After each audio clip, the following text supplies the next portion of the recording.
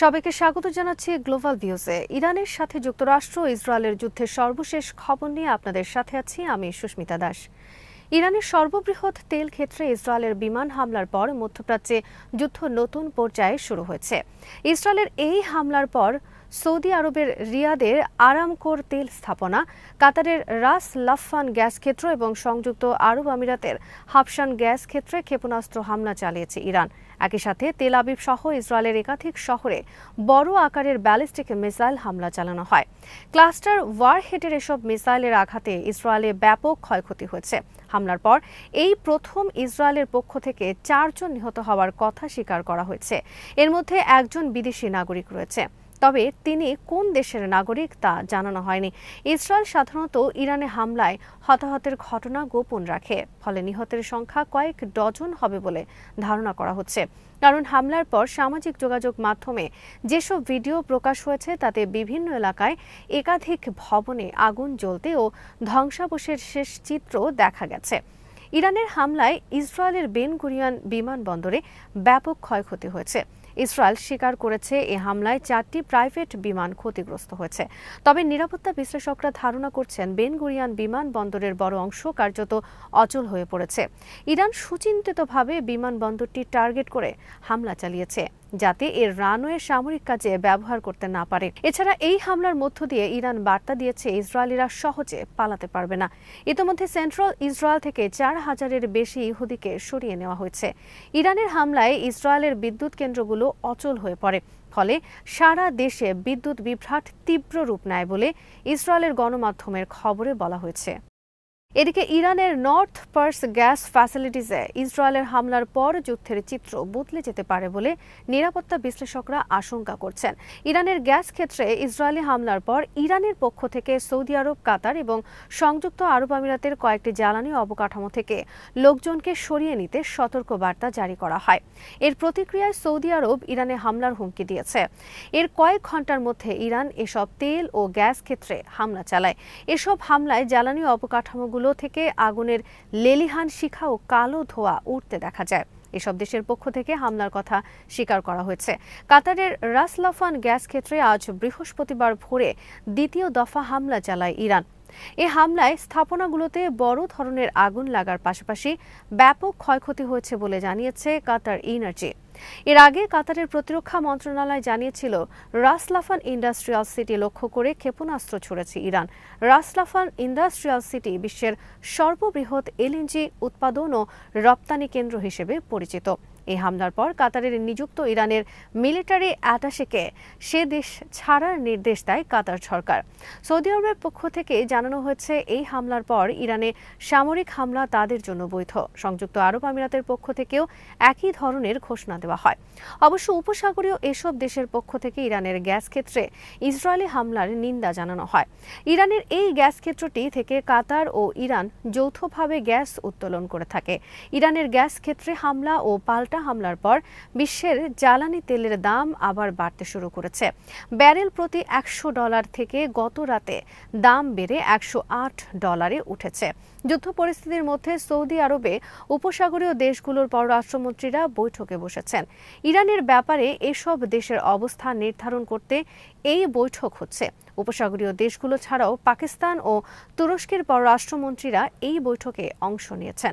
ইরানের Islamic revolution guard corps এর বিবৃতিতে অপারেশন ট্রু প্রমিস 4 এর 63তম ধাপ করেছে, যার প্রধান লক্ষ্য এই অঞ্চলে যুক্তরাষ্ট্রের সাথে যুক্ত তেল স্থাপনাগুলো। বুধবার দেয়া বিবৃতিতে আইআরজিসি জানায় ইরানের জ্বালানি অবকাঠামোর ওপর হামলার জবাবে চালানো এই অভিযান হবে যুদ্ধের গতিপথে একটি মোড় ঘোরানো মুহূর্ত। এতে বলা হয়, জ্বালানি অবকাঠামোর ওপর হামলা তেহরানকে একটি নতুন পর্যায়ে পদক্ষেপ নিতে বাধ্য করেছে। এর লক্ষ্যবস্তু হবে যুক্তরাষ্ট্র ও তার শেয়ার হোল্ডারদের সংশ্লিষ্ট স্থাপনাগুলো। ইরানের নিরাপত্তা প্রধান আলী লারিজানির খুনিদের চরম মূল্য দিতে হবে বলে হুঁশিয়ারি দিয়েছেন দেশটির নতুন সর্বোচ্চ নেতা মুস্তফা খামেনি। লারিজানিকে হত্যার প্রায় একদিন পর বুধবার এক বিবৃতিতে তিনি এই হুঁশিয়ারি দেন। ইরানের আধা সামরিক সংবাদ সংস্থা তাসনিম নিউজে প্রকাশিত বিবৃতিতে লারিজানিকে একজন বুদ্ধিমান ও অঙ্গীকারবদ্ধ ব্যক্তি এবং ইরানের রাজনৈতিক কাঠামোর এক বিশিষ্ট ব্যক্তিত্ব বলে অভিহিত করেন নতুন সর্বোচ্চ নেতা। বিবৃতিতে মোস্তফা খামেনি বলেন, এই ধরনের একজন ব্যক্তিত্বের হত্যাকাণ্ড থেকে তিনি কতটা গুরুত্বপূর্ণ এবং ইসলামের শত্রুদের কাছে তিনি কতটা ঘৃণ্য ছিলেন তা বোঝা যায়। প্রতিটি রক্তের মূল্য রয়েছে, যা এই শহীদদের খুনিদের অচিরেই পরিশোধ করতে হবে। গত সোমবার রাতে তেহরানে ইসরায়েলের হামলায় ইরানের জাতীয় নিরাপত্তা কাউন্সিলের প্রধান আলী লারিজানি তার পুত্র সহ নিহত হন। ওই দিন পৃথক আরেকটি হামলায় দেশটির আধা সামরিক বাহিনী বাসিজের প্রধান গোলাম রেজা সুলাইমানিও নিহত হয়। এরপর মঙ্গলবার দিবাগত রাতে আরেকটি বিমান হামলায় ইরানের গোয়েন্দা বিষয়ক মন্ত্রী ইসমাইল খতিব নিহত হন। যুদ্ধ পরিস্থিতির মধ্যে আলী লারিজানি ও গোলাম রেজা সুলাইমানি হত্যার প্রতিবাদে তেহরানের রাস্তায় লাখ লাখ লোক নেমে আসে। তারা বিশাল শোক মিছিল বের করে। আলী লারিজানির ও সোলাইমানির সাথে ভারত মহাসাগরে মার্কিন হামলায় ডুবে যাওয়া জাহাজের নিহত নাবিকদের জানাজা অনুষ্ঠিত হয়। এদিকে ইরানের পররাষ্ট্রমন্ত্রী আব্বাস আরাকচি বলেছেন, আমেরিকা ইসরায়েলের হত্যাকাণ্ড তেহরানের মজবুত রাজনৈতিক কাঠামোকে ভেঙে দিতে পারবে না। ইরানের নিরাপত্তা প্রধান আলী লারিজানিকে হত্যা দেশটির নেতৃত্বে কোনো বড় ধরনের ধাক্কা দেবে না বলেই মন্তব্য করেন তিনি। আল জাজিরাকে দেওয়া এক সাক্ষাৎকারে আরাকচি বলেন, আমেরিকা ও ইসরায়েল এখনো বুঝতে পারেনি যে ইরানের সরকার কোনো একক ব্যক্তির ওপর নির্ভর করে না। তিনি বলেন, আমি জানি না কেন আমেরিকান ও ইসরায়েলিরা এখনো এই বিষয়টি বুঝতে পারেনি। ইরানের একটি শক্তিশালী রাজনৈতিক কাঠামো রয়েছে। কোনো একক ব্যক্তির থাকা না থাকা এ কাঠামোকে প্রভাবিত করে না। এদিকে ইসরায়েলের একাধিক শহরে ইরানের হামলার মধ্যে লেবাননের ইসলামী প্রতিরোধ বাহিনী হিজবুল্লাহ বুধবার ভোরে বেশ কয়েকটি অভিযানের ঘোষণা দিয়েছে। তাদের যোদ্ধারা অবৈধ বসতি, দখলদার সৈন্য এবং গুরুত্বপূর্ণ সামরিক স্থাপনা লক্ষ্য করে বড় ধরনের হামলা চালায়। তাইবেহ এলাকায় যোদ্ধার একটি মার্কাভা ট্যাঙ্ক ও সামরিক যান লক্ষ্য করে হামলা চালায়। এর ফলে সেগুলো ধ্বংস হয়ে যায়। হিজবুল্লাহ যোদ্ধারা লেবানন সীমান্ত বরাবর একাধিক ইসরায়েলি সেনা ঘাঁটির ওপর সমন্বিত ধারাবাহিক হামলা চালিয়েছে। সুনির্দিষ্ট রকেট হামলা চালিয়ে প্রতিরোধ বাহিনী আইতারুন ওদাইসে, তালাত আল খাজান এবং আল তাইবেহ প্রকল্প সহ গুরুত্বপূর্ণ সীমান্ত অবস্থানগুলোতে থাকা বাহিনীগুলোর সাথে সংঘর্ষে লিপ্ত হয়। এই অভিযানগুলোর ফলে ইসরায়েলি বাহিনীর মধ্যে নিশ্চিত হতাহতের ঘটনা ঘটে এবং জরুরি হেলিকপ্টারে করে নিহত ও আহত সেনাদের সরিয়ে নেওয়া হয়। হিজবুল্লাহ যোদ্ধারা অধিকৃত ফিলিস্তিনিদের উত্তরে ইসরায়েলি বসতিগুলোর ওপর সুনির্দিষ্ট হামলা ও ড্রোন হামলা চালিয়েছে। এছাড়া হিজবুল্লাহ যোদ্ধারা কৌশলগত সামরিক স্থাপনাগুলোতে হামলা চালিয়েছে। ইসরায়েল অধিকৃত নাহারিয়া বসতিকে লক্ষ্য করে রকেট হামলা চালালে বেশ কিছু বসতিতে আগুন ধরে যায়। এই এলাকা থেকে ইসরায়েলিদের সরিয়ে নেওয়া হয়েছে। ইরানের হামলার সাথে হিজবুল্লাহর হামলায় বড় ধরনের চাপের মুখে পড়েছে ইসরায়েল।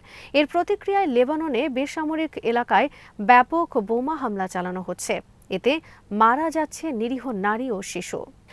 আমেরিকা ইসরায়েলের হামলায় ইরানের একের পর এক শীর্ষ নেতার মৃত্যুর পরও ইরানকে নত করা যায়নি, বরং হরমুজ প্রণালী নিজেদের নিয়ন্ত্রণে রাখার পাশাপাশি মধ্যপ্রাচ্যে আমেরিকার মিত্র দেশগুলোর ঘাঁটিতে হামলা অব্যাহত রেখেছে ইরান। এতে একদিকে যেমন আমেরিকা নিজেদের বিজয়ী দাবি করতে পারছে না, অন্যদিকে যুদ্ধকে কেন্দ্র করে তাদের ব্যাপক অর্থনৈতিক ব্যয় সামাল দিতে হচ্ছে। এ যুদ্ধে ইতোমধ্যে $22 বিলিয়ন বেশি ব্যয় হয়েছে বলে জানিয়েছেন মার্কিন সিনেটর বার্নি স্যান্ডার্স। এর মধ্যে ইরানের এখনও যা কিছু অবশিষ্ট আছে তাও শেষ করে দেওয়ার হুঁশিয়ারি দিয়েছেন যুক্তরাষ্ট্রের প্রেসিডেন্ট ডোনাল্ড ট্রাম্প।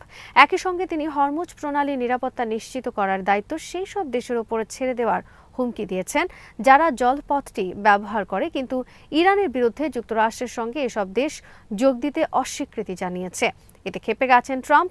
বুধবার নিজের মালিকানাধীন সামাজিক যোগাযোগ মাধ্যম ট্রুথ সোশ্যালে দেওয়া এক পোস্টে ট্রাম্প এই হুমকি দেন।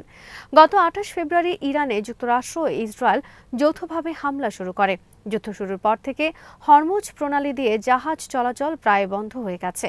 যুদ্ধের আগে এই প্রণালী দিয়ে বিশ্বের প্রায় 1/5 জ্বালানি ও তরলীকৃত প্রাকৃতিক গ্যাস রপ্তানি করা হতো। ইরান বলেছে, হামলা বন্ধ না করলে যুক্তরাষ্ট্র ও ইসরায়েল এবং তাদের মিত্রদের কোনো জাহাজকে প্রণালী পার হতে দেওয়া হবে না।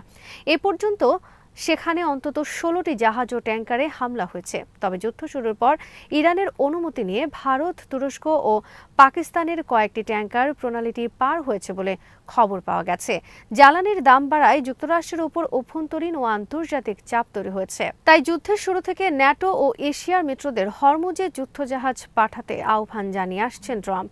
কয়েক দফা আহ্বান সত্ত্বেও যুক্তরাজ্য, Germany, France, Italy, Greece, Spain সহ ইউরোপীয় ইউনিয়নের প্রায় কোনো দেশ ট্রাম্পের আহ্বানে এখনো পর্যন্ত সাড়া দেয়নি।